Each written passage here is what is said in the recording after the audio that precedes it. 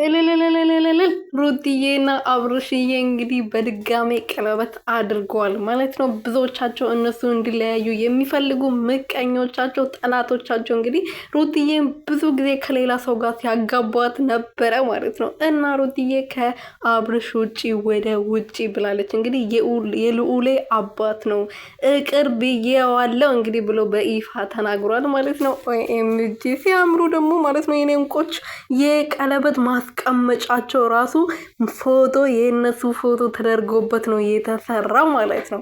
እና የእነሱ መለያየት የምትፈልጉና ሩትዬን ከሌላ ሰው ጋር ስታጋቡ፣ ከሌላ ሰው ጋር ስታፋቅሩ፣ ከሌላ ሰው ጋር ወርቅ ቀለበት ስታደራርጉ የነበራችሁ በሙላችሁ አንገታችሁን ድፉ ማለት ነው። እና ምንድላችሁ ፈልጌ ነው ሩትዬና አብርሽዬ መቼም አይለያዩም። በድጋሚ እንደዚህ በአማረና በደመቀ ተጋብቷል ማለት ነው። ሰላም ሰላም ቤተሰብ እንዴት ናችሁልኝ? እኔ ያለው ፈጣሪ ተመሰገነ። በያላችሁበት ሰላማችሁ ብዘት ትርፍርፍ ይበልልኝ የኔ ወርቅና ውድ የሆናችሁ ቤተሰብ ማለት ነው። እና ሩትዬና አብርሽዬ ደግሞ ዛሬ በሚገርም እና በሚደንቅ ሁኔታ እንግዲህ እንደዚህ አምሮባቸው ቀለበታቸውን ይዞ አብርሽ ተንበርክኮ የዋግሽ የኔ ፍቅር፣ የኔ እናት፣ የልጄ እናት፣ የኔ ንግስት ይቅር በይኝ ብሎ እንግዲህ ሩትዬም እንደዚህ በሚገርም ፈገግታና ከነፈገግታዋ እንግዲህ ቀለበቱን ተቀብላለች ማለት ነው።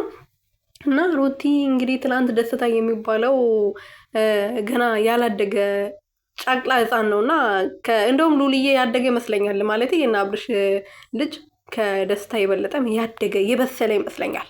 እና ህፃን ነገር ነው፣ ንግግር እራሱ አይችልም። እና ሩትዬን ከማግባት ወይም ደግሞ ከማፍቀር በፊት ንግግር ብትለምድ እኔ ደስ ይለኛል። ደስታዬ ኦኬ፣ እኔ እንደዛ ይመስለኛል።